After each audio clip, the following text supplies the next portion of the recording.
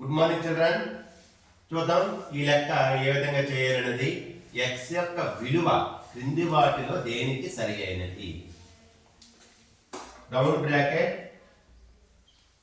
3 and 7/11 into 11/5 divided by round bracket 3/7 into x equal to 4/3. అంటే x యొక్క x కి ఏ విలువ ఇస్తే ఈ రెండు ఈక్వల్ అవుతాయి. అంటే ఈ పక్క 4/3 రావాలన్నమాట. ఆన్సర్ మనకి a equal to 7/2, b equal to 14, c equal to 7, d equal to 28 ఇచ్చాడు అనమాట. ఈ లెక్కని నేను యాజ్ ఇట్ ఈజ్ గా రాసుకుంటున్నాను. So 3 and 7/11 into 11/5 divided by 3/7 into x equal to 4/3. These are the mixed fractions. Now we have to convert those mixed fractions into improper fractions. First of all ఏం చేస్తామంటే మనం denominator 11 ఉంది కాబట్టి denominator అనేది 11 వేస్తాము. మరి న్యూమరేటర్ ఏం చేయాలి? 11 33 plus 7 40. అంటే ఈ ఫ్రాక్షన్ 40/11 అవుతుంది.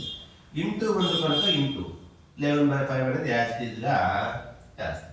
ఈక్వల్ టు ఇప్పుడు ఇది చూడండి, ఇక్కడ డివిజన్ చేస్తుంది కదా, ఇది ఈ బ్రాకెట్ అనేది ఈక్వల్ టు అవతలకి వెళ్తే ఇంటూ చేస్తుంది. సో 4/3 ఇంటూ యాజిటీజ్గా రాస్తాం. 3/7 ఇంటూ x అనేది రాసేస్తాం. ఇక్కడ మనం చూడండి, ఇక్కడ సింప్లిఫికేషన్ చేస్తాను. 5 1 5 8 11 1 సో మనకి ఇక్కడ ఎంత ఉందంటే 8 ఉంటుంది. ఈక్వల్ టు ఈ బ్రాకెట్ చూడండి, ఇక్కడ ఇంటూ కదా, సో 4/3 ఇంటూ 3/7 ఇంటూ ఎక్స్.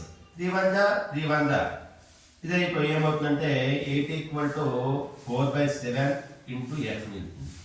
నాకు లెక్క చక్కగా చేసుకోవడానికి ఏం చేస్తానంటే ఈ విలువల్ని అటువైపు ఇటువైపు రాసుకుంటాను. 4/7 into X equal to 8.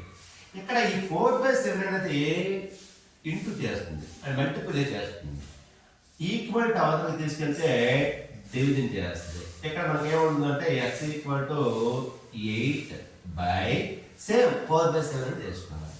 X equal to 8. ఇక్కడ డివిజన్ పోయి మల్టిప్లికేషన్ రావాలంటే రెండో భిన్నాన్ని రెసిప్రోకల్ చేసుకోవాలి, అంటే తిరగేయాలి అనమాట.